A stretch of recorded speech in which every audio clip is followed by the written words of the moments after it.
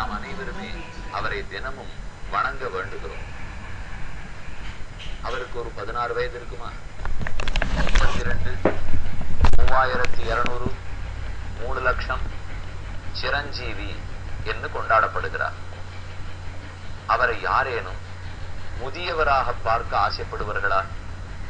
ஹனுமான்னு சொன்னால் இளமை, வேகம், விவேகம், உற்சாகம் இது இத்தனை சேர்ந்த ஒரு கடல். ஆனால் அதே கடலுக்கு வயதாகாதா? மூப்படைய மாட்டாரா? ஆனால் அவர் மூப்படைதல் என்பது அவருடைய திருமேனிக்கு வயதாகலாமே தவிர அவருடைய உள்ளத்துக்கு ஒரு நாளும் வயதாகாது. உற்சாகத்துக்கும் எந்த குறைவும் கிடையாது. இன்று நமக்கு ஒரு பாக்கியம். வயதான திருக்கோலத்தில் இருக்கும் முதியவரான ஆஞ்சநேய சுவாமியை சேவிக்க வந்துள்ளோம். ஆச்சரியமான ஊர்.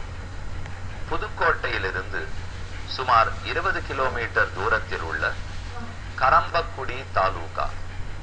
அங்கிருக்கும் மழையூர் கோதண்டராம சுவாமி கோயில். அந்த கோயிலில் இருக்கும் ஆஞ்சநேயர் முதிய திருக்கோலத்தோடு எழுந்தருளி உள்ளார். இதை கேட்கறதுக்கே நம்ம எல்லாருக்கும் ரொம்ப ஆச்சரியமா இருக்கும். இப்படி நாங்க ஒண்ணு கேள்விப்பட்டதே கிடையாதே.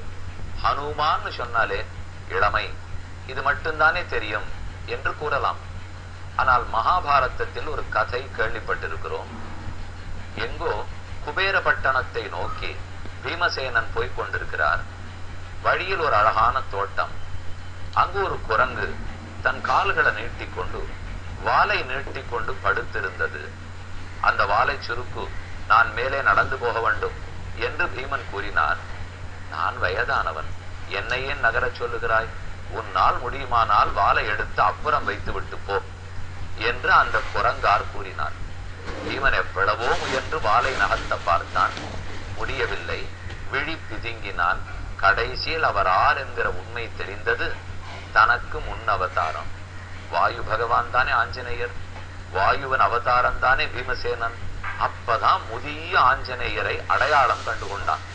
ஆக ஒரு இடத்துல ஆஞ்சநேயருக்கு வயது முதிர்ந்திருக்கிறது என்பதற்கு சாட்சி உள்ளது. அதற்காக சொல்ல வந்தேன். இப்ப நாம நேரையே ஆஞ்சநேயரை தரிசிக்க போகிறோம். கரம்பக்குடி தாலுகாவில் உள்ள மழையூர் ரொம்ப ஆச்சரியமான கிராமம். இந்த கிராமத்தில் சுமார் 100 ஆண்டுகளுக்கு முன்பாக இந்த திருக்கோயில் ஸ்தாபிக்கப்பட்டது. ஆனால் இன்றிருக்கும் நிலையில் அல்ல. அந்த சிறு கோயிலாய் சிறு மூலவர் விக்கிரகங்களோட எழுந்துருள பண்ணப்பட்டது. அதற்கப்புறம் பல ஆண்டுகள் பல்வேறு விதத்தில் இந்த பெருமாள் ஆராதிக்கப்பட்டார்.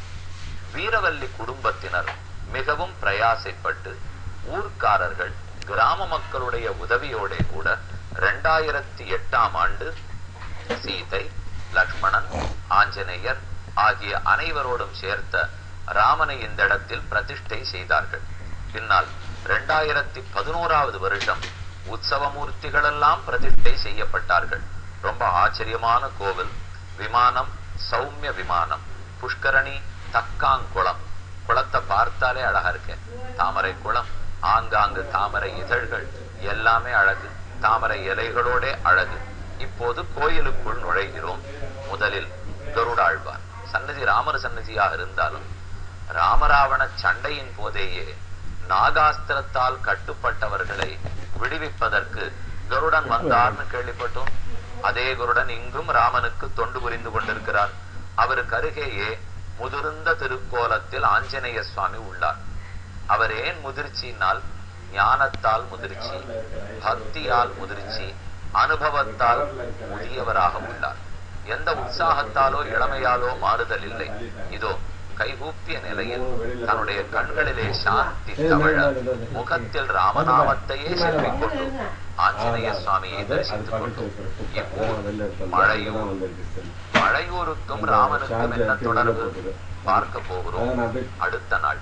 இன்று இப்போது விபீஷண சரணாகதி முடிய வேண்டும். அதன் பல கருத்துக்களை ஏற்கனவே பார்த்து விட்டோம். இனி 18வது சர்க்கத்தினுடைய இறுதி ஏற்கனவே அதை சுருக்கமாக கூறியிருந்தேன். 3 ஸ்லோகங்கள் ஞாபகம் வைத்துக் கொள்க. மித்ரபாவேன சம்பிராப்தம் நத்யஜேயங் கதஞ்சன தோஷோ யத்யபி தஸ்ய ஸ்யாத் சதாமேதத் அகர்ஹிதம் பிசாசான் தானவான் யக்ஷான் பிருத்திவ்யாஞ்சைவ ராட்சசான் அங்குள்யக்ரேணத்தான் ஹன்யாம் இச்சன்னு ஹரிகணேஸ்வர சகிருதேவ பிரபன்னாய தவாஸ்மீதி ச யாச்சதே அபயம் சர்வபூதேப்யோ ததாம் ஏதத் விரதம் மம. ராமன் இதுவே தன்னுடைய உறுதி என்று கூறுகிறார். ஒரு முறை சரணாகதி செய்திருந்தால் பெருமானை நோக்குகிறோம். சகிருதுச்சாரோ பவதி. துவய மகாமந்திரத்தை சொல்லி ஒரு முறை ராமா உன் திருவடிகளே சரணம் என்று கூறினால் போதுமே. பெருமான் இப்படி அபயப்பிரதானம் பண்ணுகிறார். போருமே, நீ சொன்னதே போருமே, நீ கை கூப்பினதே போருமே, நீ சரணம்னு நினைத்ததே போதுமே, நான் ஏற்றுக்கொள்கிறேன். அப்ப போருமே, அபயம்ங்கிறது ஒரு அர்த்தம். போதும் போதும். நாம யாராவது ஒருத்தர் சாதம் போடுவதற்காக வருகிறார்கள், குழம்பு ஊற்றுகிறார்கள். அப்ப வாயால் போதுமேன்னு சொல்லிக்கொண்டு கைகளை இப்படி கட்டிண்டா சொல்ல முடியும்? போருமேன்னு வாயில சொல்லச்சேவே போரும் அப்படின்னு கை தன்னடையே வரும். அது போல ரொம்ப தண்ணீர் தாகம் விடாய், தண்ணீர் வேணும்னு கேட்கிறோம். கேட்கும் கையை கட்டின்னு தண்ணீர்னு கேட்க மாட்டோம். கேட்கிற சேவே தண்ணீர் வேணும் அப்படின்னு உடனே கை வருகிறது. அதே போல நாம சரணம்னு ராமனிடத்தில் சொல்ல போகும்போது போதுமே, நீ ஒரு தடவை சகிருத்து கைகாலால் கூப்பினாலே போரும், வாயால் சொன்னாலே போரும், நெஞ்சால் நினைத்தாலே போரும். சகிருதுச்சாரோ பவதி சகிருதேவ பிரபன்னாயன்னு ராம வாக்கியம். இதற்கு வேதாந்த தேசிகன் ரொம்ப ஆச்சரியமா விசாரித்து கொண்டார். அதே போல வியாக்கியான சக்கரவர்த்தியான பெரியவாச்சான் பிள்ளை அவரும் விசாரித்தார். ஒரு முறை சரணம் செய்தவர்களுக்கு என்று ராமன் கூறுகிறாரே, ஆனால் இவ்விடத்தில் 3 முறை விபீஷணன் சரணாகதி பண்ணியிருக்கிறான். இது சுக்ரீவனுடைய ஆக்ஷேபம். சுக்ரீவன் சொல்றார் ராமனிடத்தே, ஒரு தடவை பண்ணாத்தானே ராமா ஏற்றுக்கொள்வாய், இவன் 3 முறை செய்திருக்கிறான், ஆகவே ஏற்கத்தக்கதல்ல. ராமன் கேட்டார், எப்ப 3 முறை செய்தான்? என் ஞாபகத்தில் ஒண்ணும் இல்லையே. அதற்கு சுக்ரீவன் பதில் கூறுகிறார், ஆம், ராகவம் சரணங்கதா பவந்தம் சரணங்கதா பாதயோகோ நிபபாத சரணான்வேஷி என்னும் 3 முறை, 3 வாக்கியம் இருக்கு. சரணங்கதா சரணங்கதா திருவடிகள் விழுந்தான் என்னும் 3 முறை சரணாகதி பண்ணதாக உள்ளது. அதனால் இது பலிக்க கூடாது. ராமன் என்ன அழகா பதில் கூறுகிறார் தெரியுமா? அந்த 3 முறை சரணாகதி இல்ல சுக்ரீவா, ஒரு முறையும் அவன் என்ன விஷயத்தை சொல்ல பார்த்தான்னு கூறுகிறேன். முதலில் ஆகாயத்தில் வந்து நின்றவுடன் உன்னை பார்த்து நான் ராகவனிடத்தில் சரணாகதி பண்ண வந்திருக்கிறேன் என்று கூறினான். நீ இப்ப சொல்றது அது அவன் பண்ணின முதல் சரணாகதின்னு கூறுகிறாய். அது அவன் சரணாகதி பண்ணினதில்லை, என்னிடத்தில் சரணாகதி பண்ண வந்திருக்கிறேன் என்று தன்னுடைய கருத்தை விளக்கினான். என நீ என்ன நினைத்தாய்? ராமனை கொல்ல வந்திருக்கிறான் விபீஷணன் நினைத்தாய். அந்த நினைவு தவறு. நான் சரணம் புக வந்திருக்கிறேன், உனக்கு விளக்க வேண்டும். அப்ப என்னன்னு சொல்லணும்? நான் ராமனிடத்தில் சரணாகதி புரிய வந்தேன் என்று தானே சொல்ல முடியும். ஆனா அது சரணாகதிங்கிற கணக்காகாது இல்லையா? இது முதல். 2வது தடவை ராமனுக்கு முன்னாடியே வந்து நின்று கொண்டு பவந்தம் சரணங்கதா, நான் உன் திருவடிகளை சரணமாக பற்ற வந்தேன். இது எதுக்கு ஒரு தரம் சொல்ல வேண்டும்? நேர திருவடிகளே சரணம்னு விழுந்து விட வேண்டியதானே. இதை ஒரு தரம் சொல்லணுமானால் விபீஷணனுக்கு உள்ளூர பதைப்பு. நம்மை பத்தி சுக்கிரீவன் என்ன சொல்லி வைத்திருக்கிறானோ, ஒருவேளை ராமன் திருவுள்ளத்தில் இவன் நாட்டை விரும்பி வந்தான், அண்ணனை கொலை செய்ய வேணுங்கிறதுக்காக வந்தான் என்றெல்லாம் சுக்ரீவன் பேச்சை கேட்டு ராமன் உள்ளம் என்னை பத்தி தப்பான கருத்து கொண்டிருந்தால் நமக்கு இது தேவையோ? இது கூடாதே. அப்ப ராமனுடைய கருத்து ஏதானும் தப்பா இருந்தால் தெளிவுபடுத்தணும்.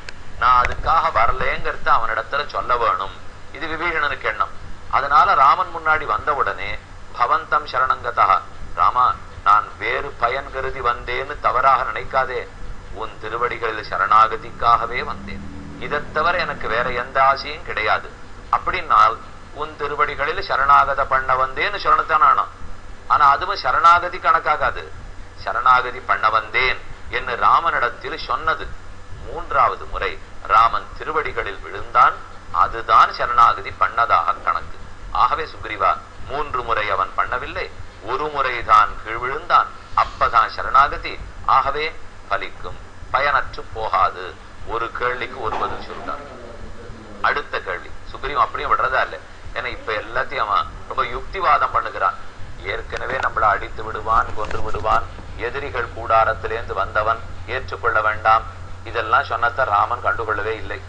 அவர் நிறைய புலி கதை சொன்னார், குரங்கு கதை சொன்னார், சிபி சக்கரவர்த்தி கதை சொன்னார். எப்படி நான் ஏத்துப்பேன்னு முடிச்சுட்டார். அதுக்கப்புறம் நம்ம டெக்னிக்கல் ஆர்குமெண்ட்னு மொழி, டெக்னிக்கல் கொஸ்டின்ஸ்ன்ற மாதிரி. இதெல்லாம் டெக்னிக்கல் ஆர்குமெண்ட். ஒரு தடவை தானே சரணாகி பண்ணணும், 3 முறை செய்தான், அதனால் பயனற்று போகணும். ராமன் பதில் சொல்லிட்டார். அடுத்த டெக்னிக்கல் ஆர்குமெண்ட் பாருங்க. ராமா, உன் திருவடிகளில் சரணம்னு பற்ற வேண்டுமானால் சீதையை முதல்ல பிடித்துத்தானே உன்னிடத்தில் வர வேண்டும். சீதை புருஷகாரம் பண்ண வேண்டும். முதல் சரணாகதி அவளிடத்தே, அடுத்த சரணாகதி தான் உன்னிடத்தே. இங்க சீதை இல்லவே இல்லையே. மேலும் அவனுடைய வார்த்தையை பாரு, ராகவம் சரணங்கதா, ராகவனை சரணமாக பற்றினேன், உன்னை சரணமாக பற்றினேன் என்ன சொல்லியிருக்கணும்? சீதையை முன்னிட்டு கொண்டு உன்னை சரணமாக பற்றினேன் என்று தானே விபீஷணன் சொல்லியிருக்கணும். ஆக சீதா பிராட்டியை பற்றாதபடியால் சரணாகதி பலிக்க கூடாது. எப்படிலாம் தேடுறான் பாருங்க. ஒத்தனை வாண்டான்னு சொல்றதுக்காக இந்த காரணங்கள்லாம் தேடுறார். ராமன் சளைத்தவரே இல்லை. இது மொத்தத்துக்கு நிதானம் தவறாம பதில் கூறுகிறார். இப்ப ஸ்லோகத்துல எப்படி இருக்கு?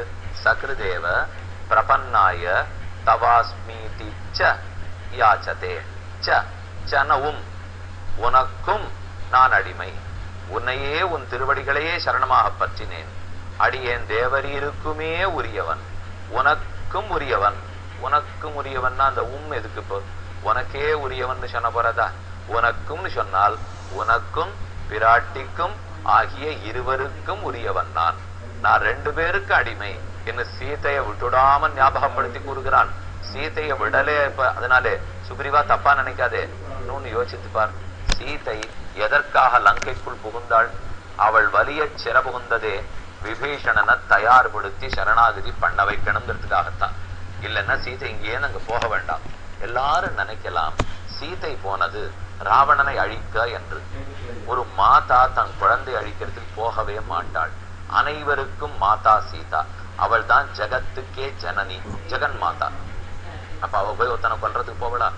பின்ன சென்றது நல்ல பிள்ளைய தயார்படுத்த, விபீஷணங்கிற மகனை தயார்படுத்துவதற்காகத்தான் சீதை லங்கைக்குள் போனாள். விபீஷணனை கட்டாட்சித்தாள். அவன் கட்டாட்சம் பெற்றே சீதையினுடைய அருளாலேயே விபீஷணன் இக்கரையில் வந்து சரணாகதி செய்திருக்கிறான். ஆகவே ஒரு குற்றமும் கிடையாது என்று ரொம்ப தெளிவா நம்ம ஆச்சாரியர்கள் சாதித்துள்ளார்கள். அப்ப பிராட்டியை பற்றி கொண்டுதான் ராமனிடத்தில் சரணாகதி. ஒரு முறைதான் ராமனிடத்தில் சரணாகதி. இத்தனை முடிந்த பிற்பாடு ராமனே சுக்ரீவனை அனுப்புகிறான்.